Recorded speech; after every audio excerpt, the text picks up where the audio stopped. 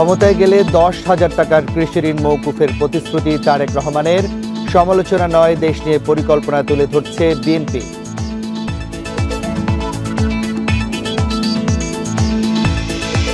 ধর্মের ভিত্তিতে দেশকে আর ভাগ করতে দেওয়া হবে না, মন্তব্য ডাক্তার শফিকুরের। পেশা নয়, রাজনীতি জামায়াতের কাছে কর্তব্য।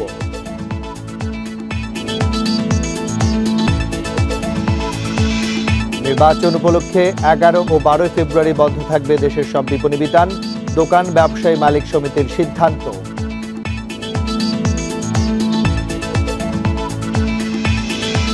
নির্বাচনকে সামনে রেখে উত্তপ্ত মাগুরার ভোটের মাঠ। উন্নয়নের আশ্বাস নয়, কর্মসংস্থান সৃষ্টির প্রতিশ্রুতি চান ভোটাররা।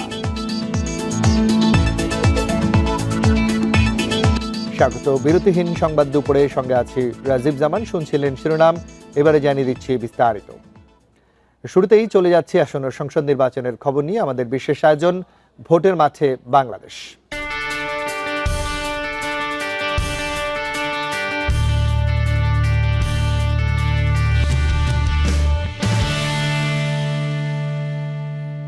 ক্ষমতায় গেলে 10,000 টাকা পর্যন্ত কৃষি ঋণের পাশাপাশি এনজিও থেকে নেওয়া ক্ষুদ্র ঋণও মওকুফ করার প্রতিশ্রুতি দিলেন বিএনপি চেয়ারম্যান তারেক রহমান। বলেন, এই নির্বাচন শুধু জনপ্রতিনিধি নির্বাচন নয়, দেশকে পুনর্গঠনের নির্বাচন। সমাবেশেও দেশ নিয়ে পরিকল্পনা তুলে ধরছে বিএনপি। শনিবার ঠাকুরগাঁয়ে জনসভায় এসব কথা বলেন তিনি। 2 দশকেরও বেশি সময় পর ঠাকুরগাঁওয়ের জনসভায় যোগ দেন তারেক রহমান। এবার তিনি সেখানে যান বিএনপির চেয়ারম্যান হিসেবে। নির্বাচনী প্রচারণায় দলের মহাসচিব মির্জা ফখরুল ইসলাম আলমগীরের পক্ষে ভোট চাইতে।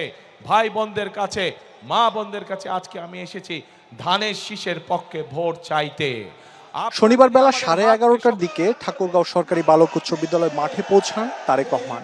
এ সময় স্লোগানে মুখর হয়ে ওঠে সমাবেশ স্থল সহ আশপাশের এলাকা। শুরুতে বক্তব্য রাখেন বিএনপি মহাসচিব। ভোট চান সবার কাছে।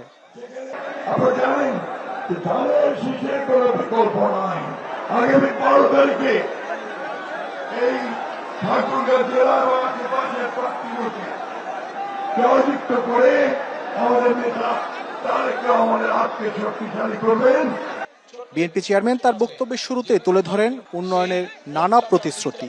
তারেক রহমান বলেন, বিএনপি সব সময় দেশ ও জনগণের পক্ষে কাজ করে, যাতে আরো ভালো চিকিৎসা পায়। সেই জন্য মেডিকেল কলেজের যে দাবিটি আছে, ইনশাআল্লাহ সেটিও আমরা বাস্তবায়ন করব। প্রিয় ভাই বোনেরা, এই এলাকার মানুষ যাতে উচ্চ শিক্ষায় শিক্ষিত হতে পারে এবং নিজেকে গড়ে তুলতে পারে, তার জন্য পাবলিক ইউনিভার্সিটির একটি বিষয় আছে, সেই বিষয়টিকে ইনশাআল্লাহ আমরা দেখব। বিএনপি আগামী 12 তারিখে নির্বাচনে সরকার গঠন হলে যত দ্রুত সম্ভব আমরা এই এলাকার এয়ারপোর্ট ইনশাআল্লাহ চালু করব। বিএনপি চেয়ারম্যান বলেন, অন্য দলের সমালোচনা করে জনগণের কোনো লাভ নেই। জনগণ চায় নিজেদের ভাগ্যের পরিবর্তন। সকল কৃষকের 10,000 টাকা পর্যন্ত কৃষি ঋণ ইনশাআল্লাহ আমরা মওকুফ করতে চাই। শুধু তাই নয়, প্রিয় ভাই বোনেরা, যে ক্ষুদ্র ঋণ বিভিন্ন এনজিও থেকে, রেজিস্টার্ড এনজিও থেকে বিভিন্ন মানুষ, দোস্ত মানুষ বিভিন্ন সময় যে ক্ষুদ্র ঋণ গ্রহণ করেছে সমগ্র বাংলাদেশে, কৃষক, জেলে সহ বিভিন্ন শ্রেণী পেশার মানুষ, সেই ক্ষুদ্র ঋণও আমরা সরকারের পক্ষ থেকে, জনগণের হয়ে সরকারের পক্ষ থেকে আমরা পরিশোধ করতে চাই। পরে ঠাকুরগাঁও সহ আশপাশের কয়েকটি জেলার ধানের শীষের প্রার্থীদের পরিচয় করিয়ে দেন বিএনপি চেয়ারম্যান। নির্বাচনী প্রচারণা শুরুর দিন থেকেই তারেক রহমান ছুটে যাচ্ছেন দেশের নানা প্রান্তে। প্রতিটি জনসভায় শুনছেন সাধারণ মানুষের নানা চাওয়া পাওয়ার কথা, দিচ্ছেন উন্নয়নের বিভিন্ন প্রতিশ্রুতি। সেই সাথে তারেক রহমান বলছেন, বিএনপি জনগণের ভোটে ক্ষমতায় আসলে গড়ে তোলা হবে সুখী সমৃদ্ধ এক মানবিক নতুন বাংলাদেশ। মাহমুদ শরীফ, ইন্ডিপেন্ডেন্ট নিউজ, সরকারি বালক উচ্চ বিদ্যালয় মাঠ, ঠাকুরগাঁও। আর জানাতে নীলফামারী থেকে যুক্ত হচ্ছেন সহকর্মী আরফিনুল ইসলাম। আরফিনুল, আমাদেরকে জানাবেন যে তারেক রহমান নীলফামারীতে কখন নাগাদ এসে পৌঁছাতে পারেন, তার আশাকে কেন্দ্র করে নিরাপত্তা ব্যবস্থা কেমন রয়েছে, নেতাকর্মীদের অবস্থান, সাথে সাথে সাধারণ জনগণ আসলে কি প্রত্যাশা রাখছেন?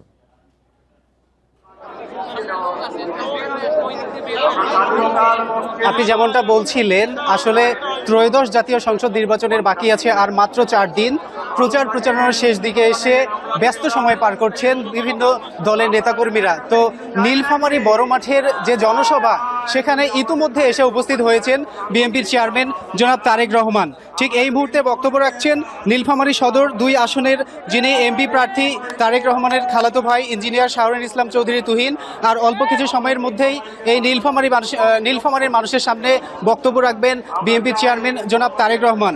মূলত 2003 সালে এই অঞ্চলে এসেছিলেন জনাব তারেক রহমান এই অঞ্চলের শীতার্ত মানুষের মাঝে শীতবস্ত্র বিতরণ করার জন্য। দীর্ঘ 22 বছর পর আজকে প্রিয় নেতাকে এক নজর দেখার জন্য হাজার হাজার বিএনপি নেতাকর্মী সহ সমর্থকরা নীলফামারী বড় মাঠে এসে অবস্থান করছে। তো নেতাকর্মীদের মধ্যে আগ্রহ এবং উচ্ছ্বাসের বাঁধ ভাঙার জোয়ার আমরা ঠিক এই মুহূর্তে লক্ষ্য করছি। আজকে এই নীলফামারী মানুষের জন্য তারেক রহমান কি বার্তা দিচ্ছেন এবং সেই বার্তাকে কাজে লাগিয়ে আগামী নির্বাচনে নীলফামারী 2 আসনে ভালো করার জন্য নেতাকর্মীরা অধীর আগ্রহে আছেন, কি বক্তব্য রাখেন জনাব তারেক রহমান।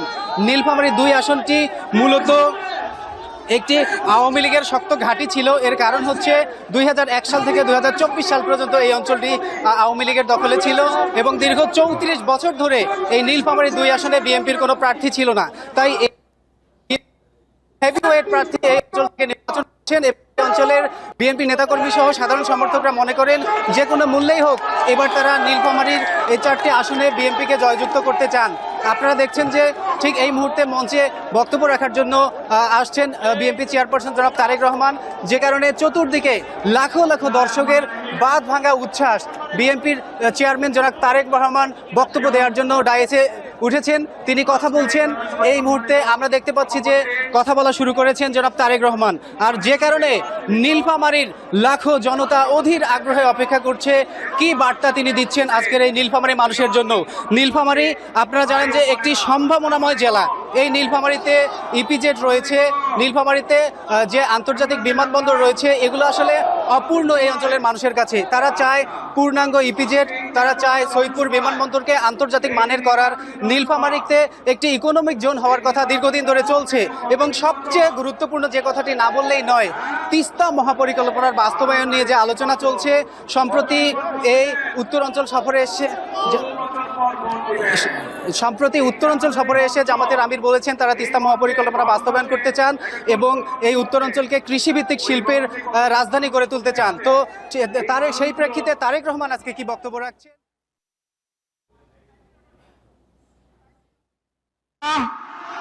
ভালো আছেন সবাই?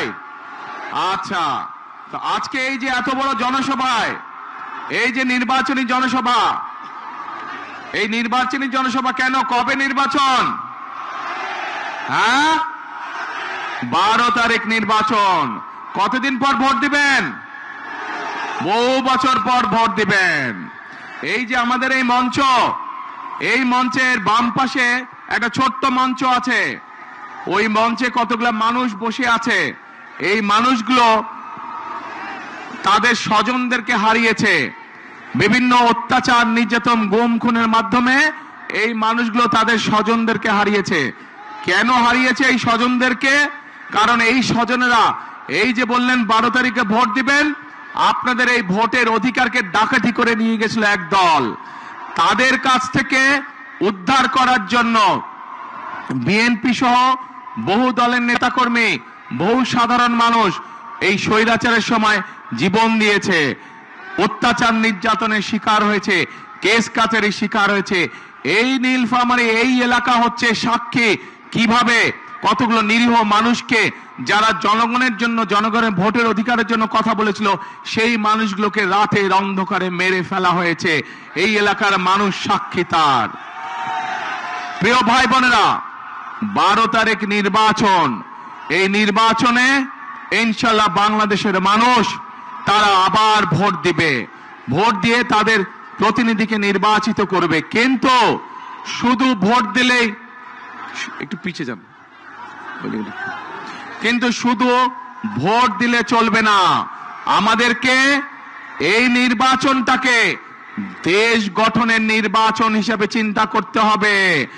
দেশকে আমাদের গড়ে তুলতে হবে। কেন? কারণ এই দেশ যদি আমরা গড়ে তুলতে না পারি তাহলে আমরা কোথায় যাব? আমাদের যাবার জায়গা আছে কোনো? আমাদের প্রথম ঠিকানা বাংলাদেশ, শেষ ঠিকানা বাংলাদেশ। এখন প্রিয় ভাই বোনেরা, এই এলাকার মানুষের কর্মসংস্থান দরকার। এই এলাকায় যে ইপিজেড আছে, আমরা এই ইপিজেডটাকে আরো বড় করতে চাই, আরো কলকারখানা এখানে তৈরি করতে চাই, যাতে এই এলাকার মানুষের কর্মসংস্থানের ব্যবস্থা হয়।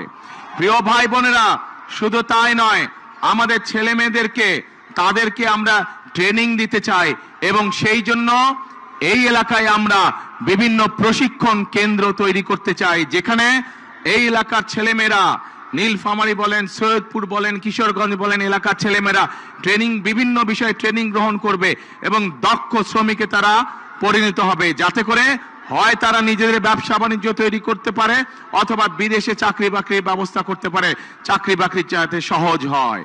এখন প্রিয় ভাই বোনেরা, শুধু তাই নয়, নিশ্চয়ই আপনারা শুনেছেন যে 12 তারিখের নির্বাচনে ইনশাল্লাহ বিএনপি সরকার গঠন করলে, ধানের শীষ জয়যুক্ত হলে, আমরা এই দেশের মা বোনদেরকে, এই দেশের গৃহিণীদেরকে আমরা অর্থনৈতিকভাবে স্বাবলম্বী করে তুলতে চাই। কিভাবে?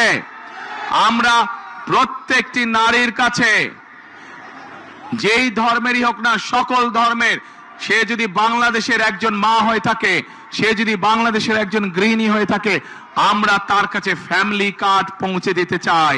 যেই ফ্যামিলি কার্ডের মাধ্যমে প্রত্যেকটি খেটে খাওয়া প্রত্যেকটি পরিবারের মা প্রতি মাসে সরকারের পক্ষ থেকে একটি সহযোগিতা পাবে। প্রিয় ভাই বোনেরা, আমরা কৃষকদের জন্য পরিকল্পনা গ্রহণ করেছি। এই এলাকাটা হচ্ছে কৃষি প্রধান একটি এলাকা, এলাকার বহু মানুষ কৃষির সাথে জড়িত, সেই জন্য বহু কৃষক ভাই আছে। এই কৃষকরা যদি ভালো থাকে, বাংলাদেশের মানুষ ভালো থাকবে, এবং কৃষকরা যাতে ভালো থাকে, তারা যাতে সহজে কৃষিজাত দ্রব্য, বীজ, সার, কীটনাশক ওষুধ তার প্রয়োজন মতন পেতে পারে, সেই জন্য আমরা কৃষক ভাইদেরকে কৃষি কার্ড পৌঁছে দিতে চাই, যার মাধ্যমে সে সহজেই কৃষি ঋণ পেতে পারবে, যার মাধ্যমে সে সহজেই তার প্রয়োজনে কীটনাশক ওষুধ, বীজ, সার সবকিছু পাবে। শুধু তাই নয় প্রিয় ভাই বোনেরা, আমরা সিদ্ধান্ত গ্রহণ করেছি 12 তারিখে আপনাদের ভোটে ইনশাল্লাহ আল্লাহর রহমতে বিএনপি সরকার গঠন করলে আমরা সারা বাংলাদেশে, নীলফামারীতে অবশ্যই সারা বাংলাদেশে কৃষকদের 10,000 টাকা পর্যন্ত কৃষি লোন সুদ সহ আমরা মওকুফ করব ইনশাল্লাহ। এখন প্রিয় ভাই বোনেরা, আমরা সিদ্ধান্ত গ্রহণ করেছি যে আমরা আমাদের এই সমাজে এক শ্রেণীর মানুষ আছে যাদের অবদান আমাদের জন্ম থেকে মৃত্যু পর্যন্ত। এই মানুষগুলো কারা? এই মানুষগুলো হচ্ছে আমাদের মসজিদ, মাদ্রাসার ইমাম সাহেব, খতিব সাহেব, মুয়াজ্জিম সাহেব সহ অন্য ধর্মের যারা ধর্মগুরু আছেন, সেই মানুষগুলো যারা আমাদেরকে বিভিন্ন সময় আমাদের চলার পথে, জীবনে চলার পথে আমাদেরকে বিভিন্ন সময় ভালো ভালো পরামর্শ দেন। এই মানুষগুলো অনেকেই অনেক মানবতর জীবন যাপন করেন। ইনশাল্লাহ বিএনপি সরকার গঠন করলে পরে, 12 তারিখে ধানের শীষ বিজয় হলে পরে, আমরা এইসব ধর্মীয় মানুষ যারা আছেন তাদেরকে আমরা সরকারের পক্ষ থেকে সম্মানের ব্যবস্থা করতে চাই, যাতে করে তারা একটি সম্মানজনক জীবন যাপন করতে পারেন।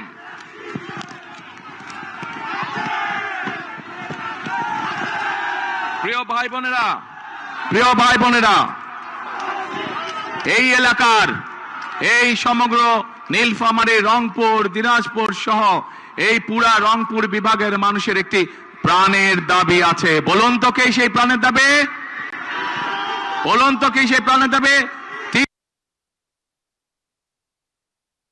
পরিকল্পনা।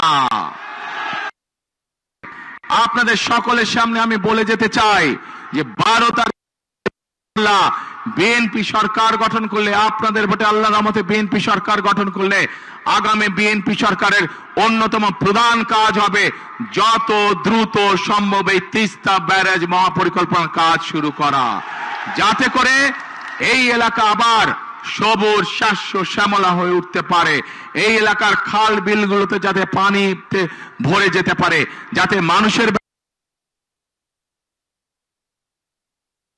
কৃষি কাজের ব্যবহারের জন্যই হোক, এই এলাকার মানুষের জন্য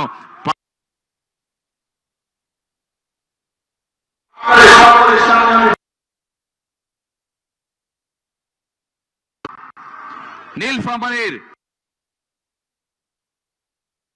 মানুষের দাবি, এখানে একটি মেডিকেল কলেজের দাবি, ইনশাআল্লাহ পর্যায়ক্রমিক ভাবে এইটিও আমরা বাস্তবায়ন করব। একই সাথে পাশে যে কিশোরগঞ্জ জেলা আছে, সৈয়দপুর জেলা আছে, এটি একটি শিল্প অঞ্চল। এই শিল্প অঞ্চলকে নীলফামারী বলুন, কিশোরগঞ্জ বলুন, সৈয়দপুর বলুন অঞ্চল হিসাবে গড়ে তুলতে চাই। সেখানে রেল কারখানা সহ আরো যে শিল্প গঠন করা সম্ভব হয়, আমরা সেই শিল্পগুলো গঠন করতে চাই। কারণ এই এলাকা মানুষ কৃষি নির্ভর, কিন্তু শুধু কৃষি নির্ভর না, এই এলাকার মানুষের সাথে কর্মসংস্থানের সমস্যা না হয়, সহজে যাতে কর্মসংস্থানের ব্যবস্থা করা যায়, সেই জন্য আমরা এই এলাকাকে আমরা শিল্প অঞ্চল হিসেবেও গড়ে তুলতে চাই। আগামী দিনে যাতে কেউ বলতে না পারে এই নীলফামারী অঞ্চল বলেন, কিশোরগঞ্জ জেলা বলেন, অথবা সৈয়দপুর বলেন, দিনাজপুর বলেন, অবহেলিত এলাকা, এই দুর্নাম আমরা ঘুচাতে চাই। এই এলাকায় স্কুল কলেজ রাস্তাঘাট আমরা তৈরি করতে চাই, যাতে মানুষের চলাফেরার জন্য সুবিধা হয়। মেডিকেল কলেজ তৈরি করতে চাই। আমরা সৈয়দপুর যে এয়ারপোর্ট আছে, এই এয়ারপোর্টটাকেও আমরা ধীরে ধীরে আন্তর্জাতিক এয়ারপোর্টে রূপান্তরিত করতে চাই, যাতে করে এই যে এখানে যে চাইনিজদের যে হাসপাতাল তৈরি হচ্ছে, এই হাসপাতালে দেশের থেকে বিভিন্ন জায়গা থেকে বিদেশ থেকে রোগী আসবে, যাতে মানুষ সহজে ব্যবসা বাণিজ্য চিকিৎসার জন্য এখানে আসতে পারে। সেই জন্য সৈয়দপুর এয়ারপোর্টকে ইনশাআল্লাহ আমরা ধীরে ধীরে আন্তর্জাতিক এয়ারপোর্টে রূপান্তরিত করতে চাই। এখন প্রিয় ভাই বোনেরা, আমরা খেয়াল করছি যে এই এলাকার মানুষ যাতে সহজে ভোট দিতে না পারে, একটি দলকে আমরা খেয়াল করছি আমাদের সমাজের বিভিন্ন মানুষকে গিয়ে তারা ভয় দেখাচ্ছে। পেয়েছেন এই খবর আপনারা? বিভ্রান্ত করার চেষ্টা করছে, তারা ভয় দেখানোর চেষ্টা করছে। আজকে আমি দ্ব্যর্থহীন কণ্ঠে পরিষ্কার ভাবে বলে দিতে চাই, বাংলাদেশের কোন ভোটারকে যারা ভয় দেখাবে, যারা তাদেরকে বিভ্রান্ত করার চেষ্টা করবে, ইনশাআল্লাহ কারো সাথে যদি অন্যায় হয়ে থাকে, আমরা সেই ব্যবস্থা গ্রহণ করব, অন্যায়কারীর বিরুদ্ধে আইনগত ব্যবস্থা গ্রহণ করব। কাজেই প্রিয় ভাই বোনেরা, ৭১ সালে যখন আমরা দেশ স্বাধীন করেছিলাম যুদ্ধ করে, তখন আমরা দেখিনি কে মুসলমান, কে হিন্দু, কে বৌদ্ধ, কে খ্রিস্টান। আমরা কোন ধর্ম দেখিনি, আমরা দেশ স্বাধীন করার জন্য যুদ্ধে ঝাঁপিয়ে পড়েছিলাম। ঠিক একইভাবে ২০২৪ সালের ছাত্র জনতার গণ অভ্যুত্থানের সময় আমরা দেখিনি কে মুসলমান, কে হিন্দু, কে বৌদ্ধ, কে খ্রিস্টান। আমরা দল মত ধর্ম বর্ণ নির্বিশেষে আমরা রাজপথে দেশের স্বাধীনতাকে আমরা রক্ষা করেছিলাম ২০২৪ সালে। একইভাবে আজকে এখানে দাঁড়িয়ে আপনাদের লাখো মানুষের সামনে দাঁড়িয়ে পরিষ্কার ভাবে বলতে চাই, আগামী দিনের রাজনীতি হবে দেশ পুনর্গঠনের রাজনীতি, আগামী দিনের রাজনীতি হবে রাষ্ট্র গঠনের রাজনীতি। আমরা মুসলমান হই, আমরা হিন্দু হই, আমরা বৌদ্ধ হই, আমরা খ্রিস্টান হই, আমরা সকলকে সাথে নিয়ে আমাদের দেশ গঠন করতে চাই। নীলফামারীতে নির্বাচনী জনসভায় বক্তব্য রাখছেন বিএনপি চেয়ারম্যান তারেক রহমান। ধর্মের ভিত্তিতে দেশকে আর ভাগ করতে দেয়া হবে না বলে মন্তব্য করেছেন জামায়াতের আমির ডক্টর শফিকুর রহমান। তাদের রাজনীতিতে শ্রমিকের ছেলেও প্রধানমন্ত্রী হতে পারবে বলে জানিয়েছেন তিনি। শনিবার হবিগঞ্জে 11 দলের নির্বাচনী জনসভায় এসব কথা বলেন জামায়াতের আমির। অসৎ নেতৃত্বের কারণে দেশের ভাগ্য বদলা নিয়ে মন্তব্য করে তিনি বলেন, রাজনীতিকে যারা পেশা হিসেবে নিয়েছেন তারাই দুর্নীতি আর চাঁদাবাজিতে জড়িয়েছে। ডক্টর শফিকুর রহমান বলেন, জামায়াতের রাজনীতিতে শ্রমিকের সন্তানও প্রধানমন্ত্রী হতে পারবেন। তিনি প্রতিশ্রুতি দেন, দেশ পরিচালনার সুযোগ পেলে চাঁদাবাজি বন্ধ করে দেওয়া হবে। জামায়াতের এমপি মন্ত্রীরা প্লট ও বাড়ি গাড়ির সুযোগ সুবিধা নেবে না। এরপর মৌলভীবাজারের কুলাউড়া জনসভায় বক্তব্য দেন তিনি। এই দেশে বংশানুক্রমে আমরা দেখতেছি রাজার ছেলে রাজা হয়, রানীর ছেলে রানী হয়। আমরা সে দ্বারা পাল্টে দিতে চাই। একজন সাধারণ শ্রমিকের সন্তান সে যদি মেধাবী হয় তাহলে তার মেধার বিকাশ ঘটিয়ে আমরা চাই সেও হবে আগামী দিনের বাংলাদেশের প্রধানমন্ত্রী ইনশাআল্লাহ। জামায়াত আমিরের সিলেট জনসভা নিয়ে আরো জানাতে আমাদের সাথে যুক্ত হচ্ছেন সিলেট থেকে সহকর্মী রানা মজুমদার। রানা, আমরা জানি সিলেটও আজকে জনসভা করবেন জামায়াতের আমির, সেই জনসভাকে ঘিরে কেমন প্রস্তুতি রয়েছে, আইন শৃঙ্খলা বাহিনীর প্রস্তুতি কেমন রয়েছে, সেই সাথে প্রার্থী যারা এবং ভোটার যারা তাদের প্রতিক্রিয়া কি পাচ্ছেন, একটু সবকিছু জানাবেন। সংগ্রামী সিলেটবাসী, এ পর্যায়ে একটি দেখুন, আসলে 3:30টার দিকে জামায়াতে আমির ডক্টর শফিকুর রহমান তার কিন্তু এই সমাবেশস্থলে আসার কথা, এবং এখানে কিন্তু আমরা দেখতে পাচ্ছি যে সিলেট জেলা থেকে পাশাপাশি সিলেট মহানগরের বিভিন্ন ওয়ার্ড থেকে জামায়াতের যারা নেতাকর্মী রয়েছেন তারা কিন্তু ইতিমধ্যেই এই ঐতিহাসিক আলিয়া মাদ্রাসা মাঠে আসতে শুরু করেছেন, এবং মূলত সকাল থেকেই কিন্তু এখানে যারা নেতাকর্মী রয়েছেন তাদের আমরা ভিড় লক্ষ্য করেছি। এবং পাশাপাশি এখানকার যদি আইন শৃঙ্খলা পরিস্থিতি নিয়ে বলি তাহলে এখানে কিন্তু পুলিশ বাহিনীর যারা সদস্যরা রয়েছেন এসএমটি এর পক্ষ থেকে তারা কিন্তু এখানে দায়িত্ব পালন করছেন। পাশাপাশি আমরা দেখেছি যে এখানে বিজিবি কিন্তু এখানে দায়িত্ব পালন করছে। এর বাইরেও কিন্তু গোয়েন্দা বাহিনীর যারা সদস্যরা রয়েছেন তারাও কিন্তু এখানে দায়িত্ব পালন করছেন।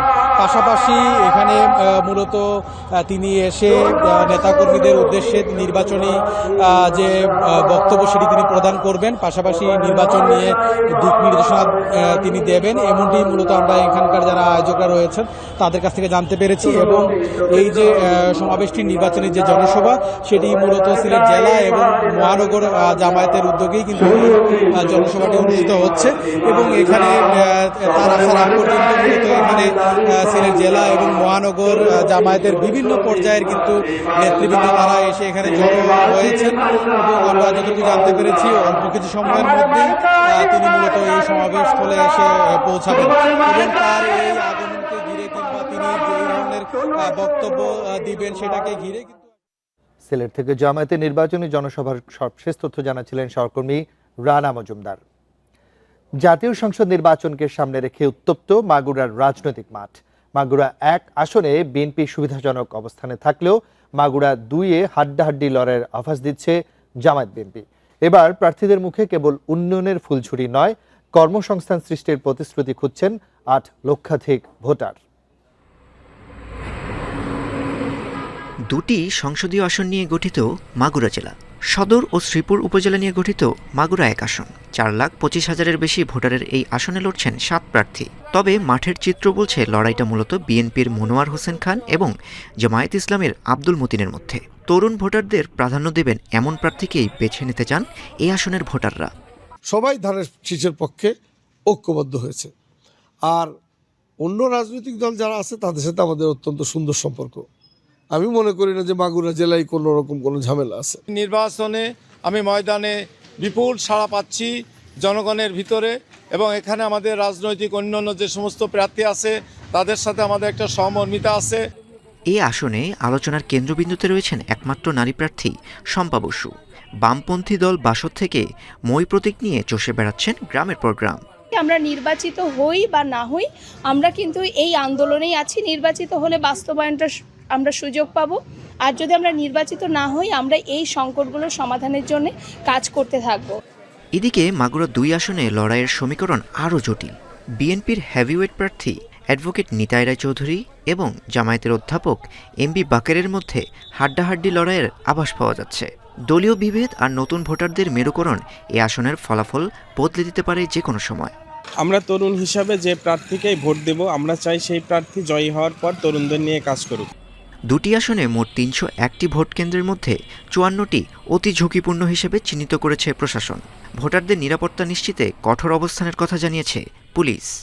মাগুরা জেলায় অবাধ, সুষ্ঠু এবং নিরপেক্ষ নির্বাচনের জন্য 54টি সহ মোট 301টা কেন্দ্রের দিকে আমাদের সতর্ক দৃষ্টি আছে, এবং এই ভোট গ্রহণের জন্য আমরা প্রস্তুত। সব জল্পনা কল্পনার অবসান ঘটিয়ে শেষ পর্যন্ত বিজয়ীর মালা কার গলায় উঠবে সে অপেক্ষা করতে হবে ভোটের দিন পর্যন্ত। মাহির সাজিদ, ইন্ডিপেন্ডেন্ট নিউজ। ভাষার মাসে বই হোক শিশু কিশোরদের সবচেয়ে সুন্দর উপহার, প্রতিপাদ্যকে সামনে রেখে কড়াইল বস্তি এলাকায় শিশু কিশোরদের মাঝে বই ও চকলেট বিতরণ করেন বিএনপি চেয়ারপারসনের সহধর্মিণী ও জিয়াউর রহমান ফাউন্ডেশনের vice chairman doctor Zubaida Rahman. দুপুরে রাজধানীর কড়াইল টিএনটি স্কুল মাঠে নির্বাচনী প্রচারণায় অংশ নিয়ে এলাকার শিশুদের মাঝে এই বই বিতরণ করেন তিনি। এর আগে দুপুর 12:30টায় ভাসানটেক 1 নং বস্তিতে সম্প্রতি অগ্নিকাণ্ডে ক্ষতিগ্রস্ত পরিবারের মাঝে খাদ্য সামগ্রী বিতরণ করেন তিনি। এ সময় অগ্নিকাণ্ডে ক্ষতিগ্রস্ত 6 পরিবারের 23 জনের মধ্যে সহায়তা প্রদান করা হয়। এছাড়া ফ্রি হেলথ ক্যাম্প করে এলাকার জনগণের স্বাস্থ্য পরীক্ষার জন্য ফ্রি চিকিৎসা ও ওষুধ সরবরাহ করা হয়।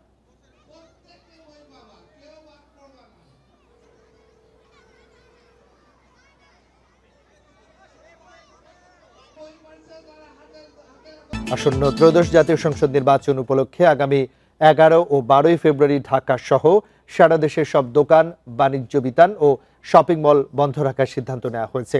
এক সংবাদ বিজ্ঞপ্তিতে এই তথ্য জানায় বাংলাদেশ দোকান ব্যবসায়ী মালিক সমিতি। বিজ্ঞপ্তিতে বলা হয়েছে 12 ফেব্রুয়ারি ত্রয়োদশ জাতীয় সংসদ নির্বাচনের ভোট গ্রহণ এবং গণভোট অনুষ্ঠিত হবে, যার কারণে ওই দিন নির্বাচন উপলক্ষে ভোট গ্রহণের সাধারণ মানুষের অংশগ্রহণ নিশ্চিত করতে সরকারি সিদ্ধান্ত অনুযায়ী আগামী 11 ও 12 ফেব্রুয়ারি 2 দিন ঢাকাসহ দেশের সব দোকান, বাণিজ্য বিতান এবং শপিং মল বন্ধ রাখার সিদ্ধান্ত নিয়েছে সমিতিটি। এছাড়া শিল্পাঞ্চলে বিভিন্ন প্রতিষ্ঠানের শ্রমিক ও কর্মচারীদের জন্য 10 ফেব্রুয়ারি মঙ্গলবার সাধারণ ছুটি ঘোষণা করেছে শ্রম ও কর্মসংস্থান মন্ত্রণালয়। ফলে 10, 11, 12 ফেব্রুয়ারি টানা 3 দিন ছুটি থাকবে শিল্প কারখানার শ্রমিকদের।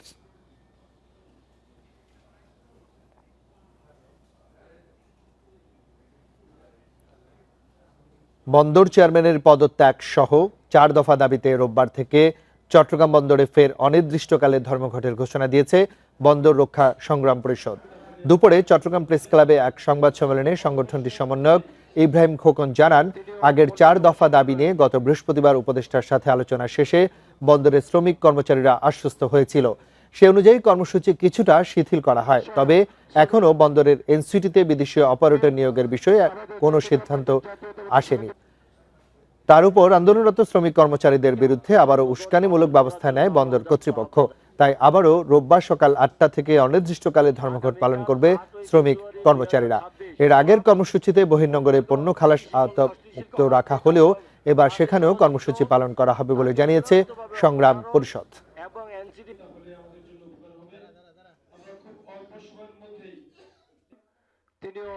এই সরকারের উপদেষ্টা বক্তব্য আমরা আশ্বস্ত হওয়ার পরেও এই চেয়ারম্যানের উচ্ছৃঙ্খল মনোভাব, বন্দরকে অস্থিতিশীল করার যে তার যে ষড়যন্ত্র, তাকে চূড়ান্তভাবে অপসারণ এবং এনসিটি বেসরকারীকরণের প্রক্রিয়া থেকে সরে আসার দাবিতে আমরা আগামীকাল থেকে বহির্নগরে যে অপারেশনাল কার্যক্রম আমাদের হতো সেটিও আমরা বন্ধ ঘোষণা করছি।